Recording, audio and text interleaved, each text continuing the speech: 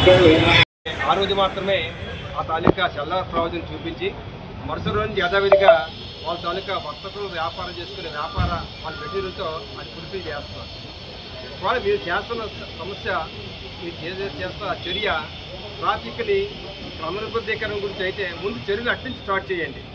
అనకాపల్లిలో చల్లారులు ఖాళీ చేయిస్తే ఎక్కడికి అవసరం లేదు. ఏ తాలూకా వ్యాపార సంస్థకు వచ్చే పార్కింగ్ ఆ షాపులోకి వెళ్ళే విధంగా చర్యలు తీసుకుంటే 50% ట్రాఫిక్ సమస్య తొలగిపోతుంది.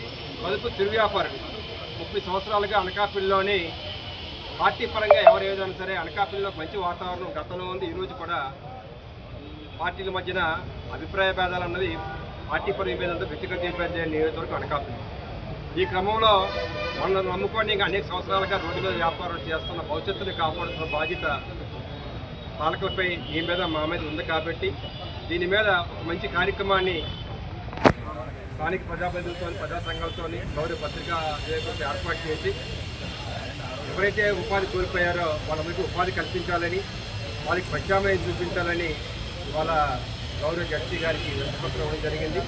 బాధితుల ప్రతిపక్షంగా ప్రజల తరఫున శాంతియుతంగా నాడు నేడు ఏ రోజు కూడా వైఎస్ఆర్ కాంగ్రెస్ పార్టీ బాధితులకు అండగా ఉంటుందని మీ ద్వారా తెలియజేస్తూ కార్యక్రమం నిర్దేశించి గౌరవ స్థానిక కార్పొరేటర్ ఇన్ఛార్జ్ మన రాజు రమేష్ గారిని మాట్లాడుతూ కోరుతున్నాను.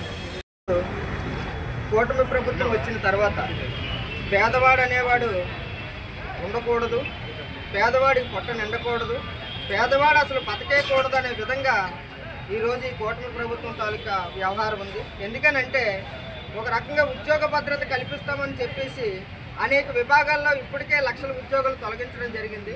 పోనీ అదేదో జీవనం సాగిస్తారా లేదో పని చేసుకుంటారంటే ఈరోజు రోడ్డు మీద వాళ్ళు బడ్డీలు పెట్టుకొని ఏదో చిరు వ్యాపారం చేసుకొని ఆ వ్యాపారం ద్వారా వాళ్ళ కుటుంబాన్ని పోషించుకునే పరిస్థితుల్లో ఈరోజు ఎటువంటి సమాచారం లేకుండా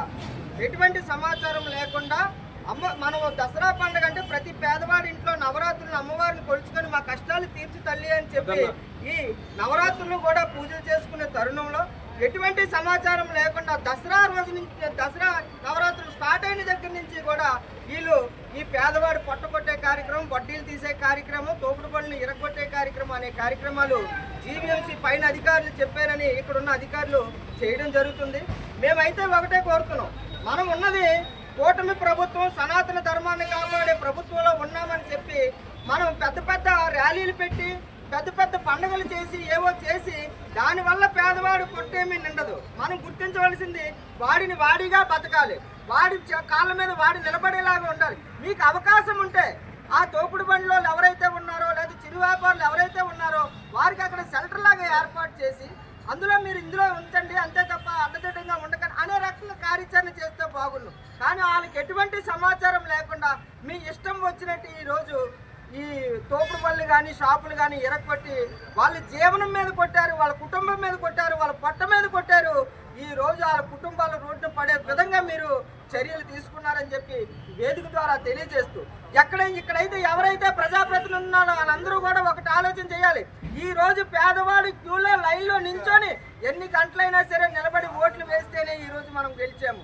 ఆ ఓట్లన్నీ ఆ రోజు వరకు మీరు ఏం చేశారు, పేదవాడికి అండగా దండగా ఉంటామని చెప్పి ఈ రోజు అండా దండా పక్కన పెట్టి వాడిని నడిమి రోడ్డు మీద లాగే విధంగా మీ చర్యలు ఉన్నాయి. కాబట్టి మేము ప్రతి కార్యక్రమంలోని కూడా వైఎస్ఆర్ కాంగ్రెస్ పార్టీ ఎప్పుడూ కూడా పోరాటం చేస్తుంది. ఈ రోజుకి కూడా ఒకటి గుర్తుపెట్టుకోవాలి, ఈ పండుగ స్టార్టింగ్ లోనే ఈ కార్యక్రమం చేస్తున్నప్పుడు ఏదైతే కూటమి నాయకులు ఉన్నారో వాళ్ళకి కిసంతో కూడా పేదవాడు రోడ్డును పడుతున్నాడనే ఒక ఆలోచన కూడా లేకుండా మరి వాళ్ళు బడ్డీని తొలగిస్తే కనీసం పండుగ చేసుకునే వరకైనా వాళ్ళకి అవకాశం ఇవ్వండి. తర్వాత తదుపరి చర్యలు మనం వాళ్ళతో మాట్లాడి చేద్దామని ఒక్క నాయకుడు కూడా బయటకు రాకపోవడం, 3 పార్టీల్లో ఉన్న నాయకులు బోర్డుల మీద పెద్ద పెద్ద బోర్డులు పెట్టి ఊరంతా పండుగ చేస్తున్నారే, పేదవాడు పట్టకొడుతుంటే మరి మీరు ఎక్కడికి వెళ్ళిపోయారు? మరి ఒక్కసారి వచ్చి అధికారులతో మాట్లాడాలి కదా. ఎక్కడో మేము కార్పొరేటర్ స్టడీ టూర్లో ఉండి వచ్చిన తర్వాత మేము వచ్చి రోడ్డు ఎక్కితేనే కానీ ఆ పేదవాడు బడ్డీ ఆగలేదు, ఆ పేదవాడు రోడ్డు మీద నిలబెట్టి ఆయన్ని వ్యాపారం చేసుకునే విధంగా చర్యలు మేము వైఎస్ఆర్ కాంగ్రెస్ పార్టీ తరఫున తీసుకుంటేనే కానీ ఈ రోజు మీరు ఎవరూ కనబడలేదు. అంటే మీరు ఓట్లు వేసినప్పుడే మీకు పేదవాడు కావాలా? ఓట్లు వేసినప్పుడే చిరు వ్యాపారులు కావాలా? ఓట్లు వేసినప్పుడే రోడ్డు మీద వ్యాపారులు కావాలా? మీరు కాబట్టి మీరు ఇటువంటివి విన్నాడు. ఎలక్షన్ వచ్చినప్పుడు మీరు ఇప్పుడు చాలా మంది అంటున్నారు మీరు ఆ పేదవాడు వెంట నిలబడ్డారు కాబట్టి జగన్మోహన్ రెడ్డి ఓడిపోయాడని. మేము ఓడిపోయిన పేదవాడు గుండెలో ఆనాడు రాజశేఖర రెడ్డి ఉన్నాడు, ఈ రోజు జగన్మోహన్ రెడ్డి ఉన్నాడు. ఏ రోజు కూడా పేదవాడు పుట్టకుండే పరిస్థితి వైఎస్ఆర్ కాంగ్రెస్ పార్టీ నాయకత్వం ఎప్పుడూ చేయలేదు. కానీ మీరు వాళ్ళకి షెల్టర్ కల్పించకుండా ఈ రోజు వాళ్ళని నడి రోడ్డు మీద నిలబెట్టి ఈ రోజు ఆ కుటుంబాలు వీధి పాలయ్యే విధంగా మీరు చేయడం చాలా దుర్మార్గం అని చెప్తున్నాం. ఇప్పుడు కమిషనర్ గారికి పట్టణాధ్యక్షులు మందపాటి జానకిరామరాజు గారు, మలసాల భరత్ కుమార్ గారి సూచనలతో వారికి కొన్ని సూచనలు చేయడం జరిగింది. ముందు వీరికి ఎక్కడైతే ప్లేస్ అనుకుంటున్నారో ముందు అవన్నీ ఏర్పాటు చేయండి. మీరు సీడీలు వీడియోలు రిలీజ్ చేసి సోషల్ మీడియాలో ప్రచారం చేసుకొని వీళ్ళని రోడ్డు మీద పడేసే విధంగా కాదు. ముందు ఆ షెల్టర్లు అనేవి ఏవైతే ఉన్నాయో ప్రజాప్రతినిధులుగా ముందు మాతో చర్చించి అది ఆమోదయోగ్యమో కాదో మేము ప్రజలను అడిగి తెలుసుకొని ఆ రోజు వాళ్ళని అక్కడ లిఫ్ట్ చేసే కార్యక్రమాలు చేయాలి తప్ప మీ ఇష్టం వచ్చినట్టు కానీ పండగ తర్వాత కూడా మేము ఏదైతే పండగ వరకే ఆగుతామో పండగ తర్వాత కొట్టుకెళ్ళిపోతామనే విధానం ఉంటే మాత్రం కంపల్సరీగా మలసాల భరత్ కుమార్ గారి ఆధ్వర్యంలో మళ్ళీ మేము మీ మీద నిరసన కార్యక్రమం తెలియజేసే కార్యక్రమం ఉంటుంది. మేము ఏదైతే పట్టణాధ్యక్షులు ఇప్పుడు మీకు అధికారులకు వివరించారో ఆ కార్యక్రమం కంపల్సరీగా ఇవన్నీ పరిగణలో తీసుకొని ఏదైతే షాపింగ్ మాల్స్ ఉన్నాయో అక్కడ క్రమబద్ధీకరణగా వాళ్ళకి ఏదైతే ఉన్నాయో అవన్నీ కూడా ముందు అక్కడి నుంచి మొదలుపెట్టి పేదవాడి దగ్గరికి రావాలి తప్ప మేము డబ్బున్న వాళ్ళకి కమ్ము కాస్తాం పేదవాడికి పట్టుకొడతామంటే మాత్రం వైఎస్ఆర్ కాంగ్రెస్ పార్టీ నాయకత్వం చూస్తూ ఊరుకోదని చెప్పి ఈ వేదిక ద్వారా తెలియజేస్తూ, ఎందుకంటే ఆ రోజు ఆపడం జరిగింది మళ్ళీ పండగ అయితే మొదలెట్టడం జరుగుతుంది కాబట్టి ముందస్తుగా మలసాల భరత్ కుమార్ గారి సూచనలతో పట్టణాధ్యక్షులు మందపాటి జానకిరామరాజు గారి ఆధ్వర్యంలో ఈ రోజు జెర్సీ గారిని కలవడం జరిగింది. మేము విజ్ఞతగా మీకు ఇటువంటి చెయ్యండి ముందుగా మేము సమాచారం ఇస్తున్నాం, మీకు తెలియజేస్తున్నాం. కానీ మీరు ఎటువంటి సమాచారం లేకుండా పేదవాడు పట్టుకొట్టారు.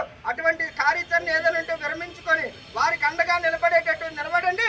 మీకేమైనా అవసరం ఉంటే ప్రజా సంఘాలు ఉన్నాయి, ప్రజా ప్రతినిధులు ఉన్నాయి, వివిధ పార్టీలు ఉన్నాయి. కూటమి ఒకటే పార్టీ కాదు, వివిధ పార్టీలు ఉన్నాయి. వాళ్ళందరినీ కూడా మీరు పరిగణలోకి తీసుకొని పేదవాడికి అండగా ఉండి ఏ పార్టీనైనా సరే మీరు పరిగణలోకి తీసుకొని మీరు ఈ కార్యాచరణ చేయాలి తప్ప ఈ కార్యాచరణ వెనక పెట్టి మేము ఇష్టం వచ్చినట్టు వెళ్తామంటే మాత్రం తీవ్ర ప్రతిఘటన ప్రజల నుంచి కానీ పార్టీల నుంచి కానీ మీరు ఎదుర్కోవాల్సి వస్తుందని ముఖ్యంగా వైఎస్ఆర్ కాంగ్రెస్